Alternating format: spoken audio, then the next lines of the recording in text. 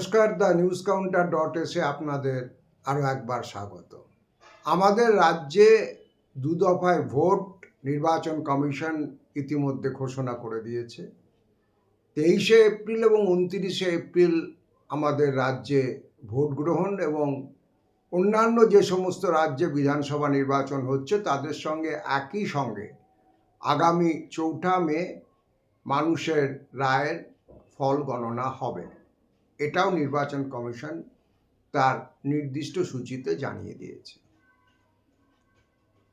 আপনারা ইতিমধ্যে জেনেছেন যে মূলত উত্তরবঙ্গ, মুর্শিদাবাদ এবং পশ্চিম বর্ধমান জুড়ে প্রথম দফায় ভোট হতে চলেছে। বাকি যে বাংলা সেখানে ভোট 29শে এপ্রিল হবে। আমাদের রাজ্যের বিরোধীরা দু দফায় ভোট গ্রহণের দাবি জানিয়েছিলেন এবং নির্বাচন কমিশনও শেষ পর্যন্ত লজিস্টিক বিভিন্ন হিসেব নিকেশ করে আমাদের রাজ্যে দু দফাতে ভোট করেছেন। মনে রাখতে হবে যে আগামী যে নির্বাচন হতে চলেছে সেখানে বিগত দিনগুলোর যে নির্বাচন তার তুলনায় নির্বাচনের দফা নিঃসন্দেহে অনেকটা কম। গত বিধানসভা নির্বাচনে আপনাদের মনে থাকবে এমনকি লোকসভাতেও 8 দফায় ভোট সংগঠিত হয়েছিল। আর একটা চিত্তাকর্ষক জিনিস এখানে এবার দেখা যাচ্ছে যে মোটামুটি অন্য সমস্ত রাজ্যে ভোট শেষ করে নির্বাচন কমিশন অনেকটা সময়, প্রায় 2 সপ্তাহ সময়, 2.5 সপ্তাহ সময় হাতে রেখে এই রাজ্যে প্রথম দফা নির্বাচনে ঢুকছেন। বিশেষ করে আসামের নির্বাচন তারা 9 এপ্রিলের মধ্যে গুটিয়ে দিচ্ছেন। আসামেও এবার খুব হাই ভোল্টেজ নির্বাচন হতে চলেছে। আমার নিজের ধারণা আসামের নির্বাচন গুটিয়ে দেওয়ার পর ওখানে যে কেন্দ্রীয় বাহিনী, বাড়তি বাহিনী মোতায়েন থাকবে তারা সেটাও আমাদের পশ্চিমবঙ্গে ঢোকানোর ব্যবস্থা করবেন। কারণ এবার অনেক বেশি কেন্দ্রীয় বাহিনী আমাদের এখানে তারা ডিপ্লয় করবেন। দু দফায় ভোট হওয়ার জন্য ফোর্স ডিপ্লয়মেন্ট সেটাও ছড়িয়ে ছিটিয়ে করবার গতবারগুলোতে যে সুবিধে হয়েছিল সেই সুবিধাটা পাবেন না। ফলে এবার একই সঙ্গে বেশি সংখ্যায় কেন্দ্রীয় বাহিনী তাদের লাগবে। বিরোধীদের যে যুক্তি সেটা হচ্ছে বেশি দফায় ভোট হলে রাজ্যের শাসক দলের হাতে তাদের যেহেতু অর্থবল এবং লোকবল এটা অনেক বেশি থাকে। আমাদের রাজ্যের মূল বিরোধী বিজেপির অবশ্য অর্থবলের অভাব নেই, কিন্তু লোকবলে নিশ্চয়ই তারা রাজ্যের শাসক দল তৃণমূলের থেকে এখন অবধি পিছিয়ে সাংগঠনিক কাঠামোর বিচারে। ফলে দফায় দফায় ভোট হলে রাজ্যের শাসক দল মূলত ফোর্স মোবিলাইজ করা এবং এক জায়গা থেকে লোকজন অন্য জায়গায় পাঠানো ভোটের দিন বা তার আগের দিন এই বাড়তি সুবিধাটা পেয়ে যায়। ফলে গত নির্বাচনগুলোর অভিজ্ঞতা থেকে তারা সিদ্ধান্ত নিয়ে এবার কম দফায় ভোটের দাবি জানিয়ে আসছিলেন। বিজেপির সঙ্গে এই দাবিতে বাম দলগুলো এবং জাতীয় কংগ্রেসও সহমত ছিল। এবার আমি আমার প্রতিবেদনের মূল বিষয়তে আসছি। আমি একটা জিনিস এখনই প্রেডিক্ট করছি যে মূলত যে বাইনারির ধারণা আমাদের রাজ্যের মেনস্ট্রিম মিডিয়া এবং দুই শাসক দল কেন্দ্রের এবং রাজ্যের এবং তাদের যারা সামাজিক মাধ্যমে এবং প্রকাশ্য মঞ্চে সক্রিয় সমর্থকরা আছেন, সংগঠকরা আছেন, একটা বাইনারির ধারণা ইতিমধ্যে খুব দৃঢ়ভাবে নির্মাণ করেছেন এবং সেখানে মূলত যা মূল সুর যে এবার নির্বাচনী লড়াইটা প্রতিটি কেন্দ্রেই কার্যত তৃণমূল কংগ্রেস এবং বিজেপির মধ্যে হতে চলেছে। অন্য কোনো তৃতীয় শিবিরের খুব একটা স্পেস সেখানে নেই। আমি এই জায়গাটা তাদের প্রত্যেকের সঙ্গে ডিফার করছি যারা এই মতামতটা সামনে আনছেন। আমার নিজের ধারণা এই বাইনারির যে প্রস্তাবনা এই বিধানসভা নির্বাচনে পশ্চিমবঙ্গে সেটা খুব বেশিভাবে ধাক্কা খেতে চলেছে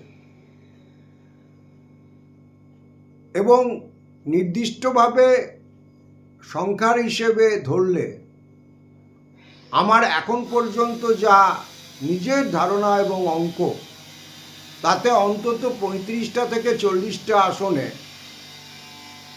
অন্যান্য যে রাজনৈতিক শক্তি আছে, অর্থাৎ বাম, আইএসএফ, নকশালপন্থী জোট এবং কংগ্রেস, তারা অন্তত 35টি থেকে 40টি আসনে হয় জেতবার জায়গায় রয়েছে, অথবা তারা প্রধান প্রতিদ্বন্দ্বী হিসেবে থাকবে। অর্থাৎ হয় প্রথম অথবা দ্বিতীয় স্থানের অবস্থানে অন্তত 35 থেকে 40টা আসনে বিজেপি এবং তৃণমূল কংগ্রেসের বাইরের দল থাকছে। দ্বিতীয় আমার যে ধারণা বা অঙ্ক, মোটামুটি এই আসনগুলো আসছে উত্তর দিনাজপুর, মালদহ, মুর্শিদাবাদ, হুগলির একটা অংশ, দক্ষিণ 24 পরগনার ভাঙড়ের মতো দু একটি পকেট, এবং উত্তর 24 পরগনায় সংখ্যালঘু অধ্যুষিত এলাকা, তাছাড়া উত্তর দমদম এবং কামারহাটির মতো এলাকা থেকে। ভোটের শতাংশে এবার কংগ্রেস এবং বামপন্থী শিবির তাদের ভোটের শতাংশ গত নির্বাচনগুলোর পারফরমেন্সের তুলনায় অনেকটা বাড়তে চলেছে। আমি আবারও একটা কথা বলছি যে এই সমস্ত যে বিশ্লেষণ, সেটা আজকের পরিস্থিতির উপর দাঁড়িয়ে, কারণ আপনাদের মনে থাকবে গত নির্বাচনের একদম শুরুর দিকে কোচবিহারে গুলি চালিয়ে কেন্দ্রীয় বাহিনী সংখ্যালঘু সম্প্রদায়ের 5 জন মানুষকে মেরে ফেলবার পর নির্বাচনের মহল পুরোটা বদলে গিয়েছিল, যার ফলে যে সমস্ত সংখ্যালঘু এলাকা চিরাচরিতভাবে কংগ্রেস বা বামেদের সঙ্গে ছিল, তারাও তাদের ভোট পুরোটা সুইচ করেছিল তৃণমূল কংগ্রেসের দিকে। আমি আবারও বলছি যে এবার এই ধরনের আকস্মিক কোনো প্ররোচনা যদি না থাকে, অথবা কোনো পরিকল্পিত প্ররোচনা যদি না থাকে, কারণ আমার কাছে খবর আছে সীমান্তবর্তী একাধিক জেলাতে নির্দিষ্টভাবে সাম্প্রদায়িক মেরুকরণের লক্ষ্যে বিভিন্ন ধরনের প্ররোচনা চলছে, তাহলে পারে আমার এই যে বিশ্লেষণ, অর্থাৎ 35টা থেকে 40টা আসনে বিজেপি এবং তৃণমূলের বাইরে কংগ্রেস, বাম অথবা আইএসএফ প্রথম অথবা প্রধান প্রতিদ্বন্দ্বীর দাবিদার, সেই পরিসংখ্যান আপনারা দেখবেন আগামী 4 মে মিলে যাচ্ছে। আর অনেকে একটা কথা বলছেন, সিপিএম উঠে আসলে বিজেপির ক্ষতি, কারণ বামেদের ভোটই একমাত্র রামে চলে গেছে। কোনো জায়গায় নিঃসন্দেহে এটা ঘটেছে, কোনো সন্দেহ নেই, কারণ এটা যদি না ঘটতো তাহলে যে রাজনৈতিক দলটার সঙ্গে 47%, 42% ভোট ছিল, তাদের ভোট 6% নেমে আসতে পারে না। কিন্তু বিষয়টা হচ্ছে যে এই ভোট, বামেদের ভোট পুরোটাই বিজেপিতে চলে গেছে, এইটাও একটা ভুল ধারণা, ভুল ন্যারেটিভ একটা। কারণ বামেদের বা কংগ্রেসের সংখ্যালঘু সম্প্রদায়ের একটা বড় ভোট গত নির্বাচনগুলোতে আমরা দেখেছি, তারা তৃণমূলের দিকে সাইড করেছে। আমি কেস স্টাডি হিসেবে আমার আগের প্রতিবেদনেই বলেছিলাম যে 2021-এর বিধানসভা নির্বাচনে আমরা দেখেছিলাম তৃণমূল কংগ্রেসের ভোট মালদা জেলাতে ছিল 52%, বিজেপির ভোট ছিল 35%, বাম কংগ্রেস আইএসএফ জোটের সম্মিলিত ভোট ছিল মাত্র 9.75% বা ধরা যাক 10%-এর কাছাকাছি। কিন্তু 2023 সালের পঞ্চায়েত নির্বাচন যখন লড়াইটা একদম বুথ স্তরে নেমে এসেছে,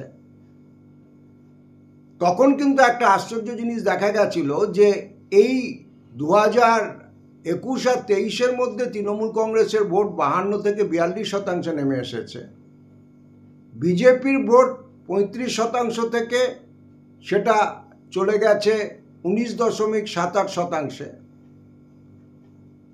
আর বাম, কংগ্রেস, আইএসএফ এদেরকে যদি সম্মিলিতভাবে ধরা যায়, তাহলে তাদের ভোট উঠে এসেছে 39%। বামেদের ভোট ছিল 10%, 26% ভোট ছিল কংগ্রেসের, আর আইএসএফ এবং আনুষঙ্গিক শক্তিগুলোর ভোট ছিল 2%-এর একটু বেশি। তাহলে একটা জিনিস পরিষ্কার যে বাম অথবা কংগ্রেস জোট যদি উঠে আসে, বা বাম এবং কংগ্রেস আলাদা আলাদাভাবে লড়লেও যদি উঠে আসে, যেটা 2023-এ পঞ্চায়েত নির্বাচনে এসেছিল, সেখানে শুধুমাত্র বিজেপির থেকে ভোট কমছে তা না, সংখ্যালঘু প্রধান এলাকা যদি বিশেষভাবে হয় তাহলে পারে তৃণমূল কংগ্রেসের থেকেও ভোট কমছে। আর একটা জিনিস মনে রাখতে হবে যে এবারের যে প্রেক্ষিত, সেখানে সাধারণ মানুষ হিন্দু মুসলিম নির্বিশেষে অনেকে তারা রাজ্যের শাসক দলের উপর বিরক্ত, এবং একই সঙ্গে একটার পর একটা লাইনে দাঁড়িয়ে কোনো গভীর তাত্ত্বিক আলোচনায় নয়, হিন্দুত্বের প্রচারণা এবং প্ররোচনা সত্ত্বেও আজকে আধারের লাইন, কালকে নোটবন্দির লাইন, পরশু গ্যাসের লাইন, এই জায়গাটার থেকে দাঁড়িয়ে মানুষ কেন্দ্রের শাসক দলের উপরেও বিরক্ত হতে শুরু করেছেন। তার থেকেও বড় কথা, যে এসআইআরের গল্প বলা হয়েছিল কেবলমাত্র সংখ্যালঘু সম্প্রদায়ের মানুষকে টাইট দেওয়া যাবে, যে ন্যারেটিভটা তারা প্রচার করতে চেয়েছিলেন বাংলাদেশি অনুপ্রবেশকারী এবং রোহিঙ্গার গল্প শুনিয়ে, বাস্তবে দেখা গেছে বিশেষ করে প্রান্তিক মানুষ, নমশূদ্র মানুষ, মতুয়া সম্প্রদায়ের মানুষ, তাদের অনেকের নাম ভোটার তালিকায় বাতিলের খাতায় চলে গিয়েছে।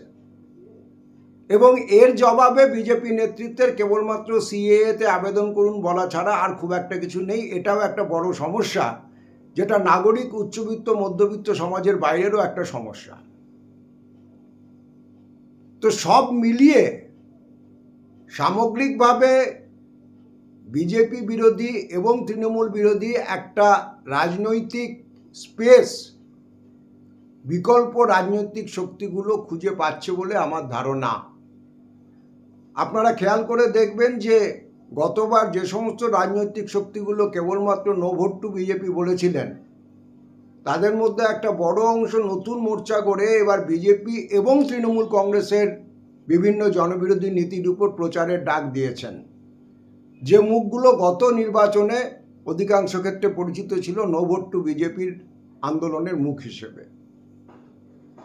এবার যদি এই নির্বাচনে কংগ্রেস এবং বামে এবং আইএসএফ এই জোট যদি সত্যি হতো 2021-এর বিধানসভার যে সংযুক্ত মোর্চা সেই অনুযায়ী, তাহলে সংখ্যালঘু প্রধান এলাকাগুলোতে আরও জোরালো ঝড় উঠত, কোনো সন্দেহ নেই। কিন্তু বাস্তব পরিস্থিতি এমন একটা জায়গায় এসে দাঁড়াচ্ছে, ওপরে জোট হয়নি কোনো সন্দেহ নেই, কিন্তু কিছু কিছু পকেটে সম্ভবত কংগ্রেস, বাম এবং আইএসএফ এই শক্তিগুলি নিজেদের মধ্যে একটা টেকনিক্যাল বোঝাপড়া সেখানে পৌঁছে যাবে, এবং এই টেকনিক্যাল বোঝাপড়া যদি ভোটের দিন পর্যন্ত ধরে রাখা যায় এবং গণনা কেন্দ্র পর্যন্ত ধরে রাখা যায়, তাহলে পারে আমি যে পরিসংখ্যানটা আবারও বলছি যে 35 থেকে 40টা আসনে বিজেপি এবং তৃণমূলের বাইরে এই যে শক্তিগুলো, তাদের একটা জোরদার সম্ভাবনা আছে, সেটা দেখবেন বাস্তবে সত্যে প্রমাণিত হচ্ছে। পাশাপাশি একথা ঠিক যে নির্বাচন হতে এখনও তাৎপর্যপূর্ণ প্রায় অনেকটা সময় পড়ে রয়েছে। এর মধ্যে আরও ঘটনা ঘটতে পারে, আরও ডেভেলপমেন্ট হতে পারে। রাজনীতি সবসময়ই একটা সম্ভাবনার অঙ্ক। সুতরাং আমি যেটা বললাম সেটাই ধ্রুব সত্য জ্ঞান করতে হবে, এরকম কোনো দাবি আমি করছি না। আমার বিভিন্ন ইনপুট থেকে যে ইনপুটগুলোর সঙ্গে মেনস্ট্রিম মিডিয়ার যে ন্যারেটিভ সেটা একেবারেই মিলছে না, সেটা আপনাদের সঙ্গে শেয়ার করলাম। আপনারা আপনাদের বক্তব্য, আপনাদের বিশ্লেষণ, আপনাদের মতামত অবশ্যই আমাদের কমেন্ট বক্সে রাখতে পারেন। রাজ্যের বিভিন্ন প্রান্ত থেকে আমাদের শ্রোতারা রয়েছেন, তাদের ফিডব্যাক আমাদের অনেক বেশি ঋদ্ধ করবে। এমনকি তিনি যদি কোনো রাজনৈতিক দলের সমর্থক হন, তার মতামতও আমাদের চিন্তাভাবনার খোরাক যোগায় যে অন্তত সেই নির্দিষ্ট দলের রাজনৈতিক সমর্থকরা কী ভাবছেন বা কী অঙ্ক কষছেন।